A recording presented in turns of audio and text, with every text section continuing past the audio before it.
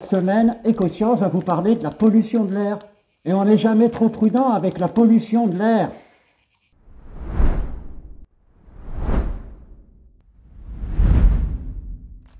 Bienvenue sur Écoscience. Alors on peut le regretter, mais l'air que l'on respire est plus ou moins de bonne qualité selon qu'on soit en ville, au bord de la mer ou à la montagne. La grande question finalement, qui n'est pas si souvent abordée, c'est de savoir depuis quand l'humanité pollue-t-elle son atmosphère. La réponse va certainement vous étonner, mais ça fait très longtemps que l'air a commencé à être pollué, même si bien évidemment la nature et l'étendue de cette pollution ont bien évolué au fil des époques. Pour s'en rendre compte, le mieux, c'est encore que je vous emmène avec moi dans un petit voyage temporel.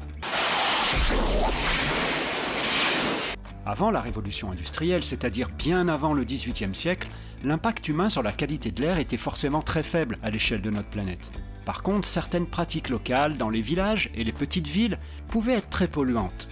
Et oui, à cette époque, pas d'électricité. Il fallait brûler beaucoup de bois pour la cuisson ou le chauffage, ce qui libère énormément de particules et d'autres polluants tels que le monoxyde de carbone ou le dioxyde de soufre. Qu'est-ce donc cette diablerie ? De plus, bien qu'on n'ait pas vraiment de preuves, il est quasiment certain que les premières activités industrielles comme la fusion des métaux, l'exploitation minière ou la fabrication à petite échelle ont certainement rejeté énormément de polluants dans l'air. Bon, ce n'est pas vraiment une surprise, mais on sait très bien que c'est lors de la révolution industrielle, au XVIIIe et surtout au XIXe siècle, que la pollution atmosphérique a commencé à vraiment s'aggraver. Je dirais même que c'est à partir de cette période que les ennuis commencent pour notre pauvre planète. 1712, Thomas Newcomen invente la première machine à vapeur. C'est une véritable révolution, mais c'est surtout la version perfectionnée par James Watt en 1765 qui va permettre de remplacer progressivement les opérations manuelles dans les champs, les usines et surtout gagner énormément en productivité. Seulement, pour faire de la vapeur, il n'y a rien de magique. Il faut chauffer de l'eau à ébullition, et pour ça, il faut forcément un combustible. S'il était très énergétique, ce serait encore mieux. À l'époque, c'était bien sûr le charbon qui était le plus utilisé. Et c'est d'ailleurs ce qui a le plus aggravé la pollution, puisque la plupart des activités industrielles, mais aussi les transports, utilisaient la vapeur. Cette combustion de quantité astronomique de charbon a purement et simplement libéré des milliers de tonnes de CO2, de dioxyde de soufre, d'oxyde d'azote et de particules fines dans l'atmosphère, ce qui n'était jamais arrivé dans l'histoire de l'humanité sur une période de temps aussi courte. Certes, il y a bien eu des émissions de CO2 naturelles, comme les éruptions volcaniques par exemple, mais c'est un autre sujet sur lequel nous reviendrons dans un autre Écoscience. Il faut savoir qu'au XIXe siècle, on n'arrêtait pas de construire des usines à tout va, mais aussi d'agrandir les villes, puisque les gens quittaient les campagnes pour venir travailler en ville. Et oui, normal, c'était bien mieux payé, et même si le travail était dur, il restait bien moins pénible que de travailler la terre, sans compter que les revenus à la campagne dépendaient beaucoup des aléas climatiques. Dès la fin du XIXe siècle, la pollution des villes industrialisées est donc devenue très importante, bien plus qu'aujourd'hui si on en croit les descriptions faites à l'époque dans les journaux et même les romans à succès qui décrivent avec précision l'environnement dans lequel vivent les ouvriers. Cette pollution ambiante était si grave que certains scientifiques pensaient même qu'un pic avait été atteint et qu'on ne pourrait pas faire pire. Malheureusement, ils avaient tort et il faut bien se rendre à l'évidence. C'était loin d'être terminé et comme on le sait, le XXe siècle a été témoin d'une accélération rapide des activités industrielles et des progrès technologiques, conduisant à rejeter des quantités toujours plus importantes dans l'atmosphère. Alors pourquoi toujours plus?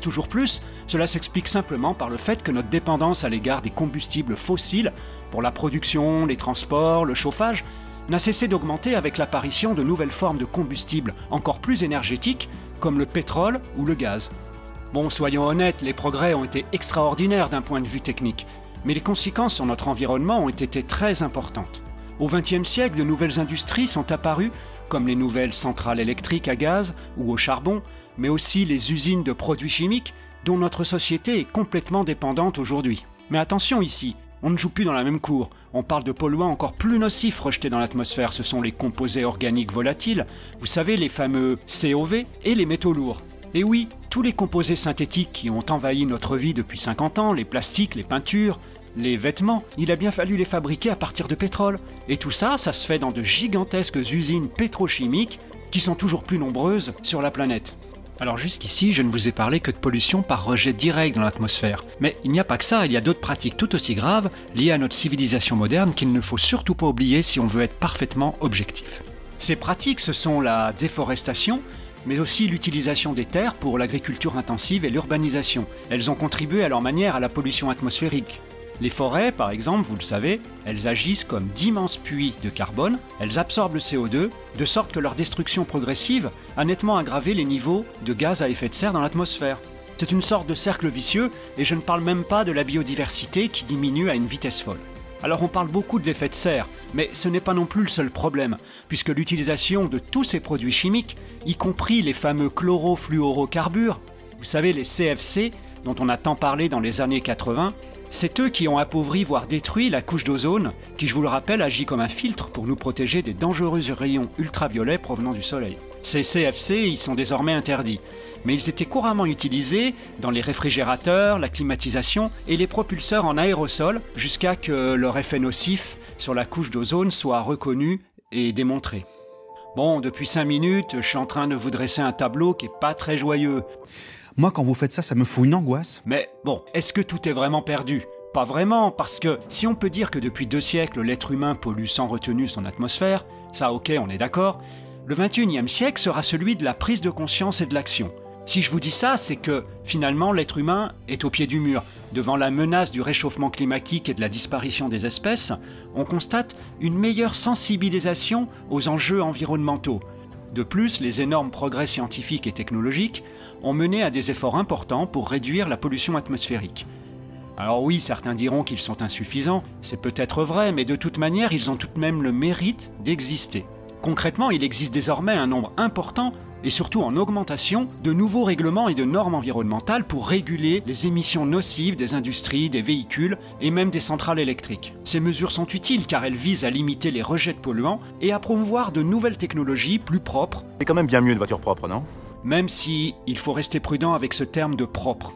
Alors restons positifs car une transition vers les énergies renouvelables semble également s'amorcer avec le développement vers des sources d'énergie nouvelles comme l'énergie solaire, l'énergie éolienne et aussi l'énergie hydroélectrique. Bien évidemment, j'allais oublier le nucléaire qui fait tant débat, mais tout cela a un but, réduire notre dépendance aux combustibles fossiles et bien évidemment réduire les émissions de dioxyde de carbone. Ah oui, j'allais oublier, il existe aussi des technologies de pointe, certes plus anecdotiques, comme des épurateurs et des filtres, qui ont été mis au point pour éliminer les polluants des émissions industrielles et réduire leur impact sur l'atmosphère. Alors oui, leur effet reste encore à prouver à grande échelle, mais cette piste n'est pas à jeter à la poubelle. Finalement, grâce à notre petit retour en arrière dans l'histoire industrielle, on s'aperçoit que le rejet de gaz à effet de serre par l'espèce humaine dans l'atmosphère, principalement du CO2, ne date pas d'hier, puisque toute activité humaine, quelle qu'elle soit, a toujours rejeté des polluants. Et en poussant le raisonnement à l'extrême, on peut affirmer que même respirer rejette du CO2. Oui, c'est pas faux. C'est quand même surtout depuis 2 siècles que des rejets massifs ont entraîné le réchauffement de la planète qu'on connaît aujourd'hui. Le changement climatique que nous commençons à percevoir de façon concrète semble éveiller les consciences. Bien que récemment des progrès aient été réalisés, bien sûr, dans la lutte contre la pollution atmosphérique, de nombreux défis demeurent comme le changement de nos comportements. C'est même le plus difficile finalement. Si des changements à titre individuel sont nécessaires, ils doivent aussi venir de tous les gouvernements du monde et ne pas donner l'impression que seule une partie des populations se sacrifie pour l'environnement. Pour les pays les plus pauvres, par exemple, il pourrait être envisagé un partage des richesses pour que se mette en place un système pour financer le passage à une industrie plus verte. Et oui, moins polluer, c'est difficile, c'est complexe, terriblement complexe même. Seulement après des décennies passées à polluer l'atmosphère sans contrainte, ce qui est sûr, c'est que le temps est à l'action. Allez, comme d'habitude, likez cette vidéo si elle vous a plu et surtout abonnez-vous si vous aimez notre nouvelle chaîne. Et n'hésitez pas, si vous avez un sujet que vous avez envie qu'on traite, vous me le mettez en commentaire.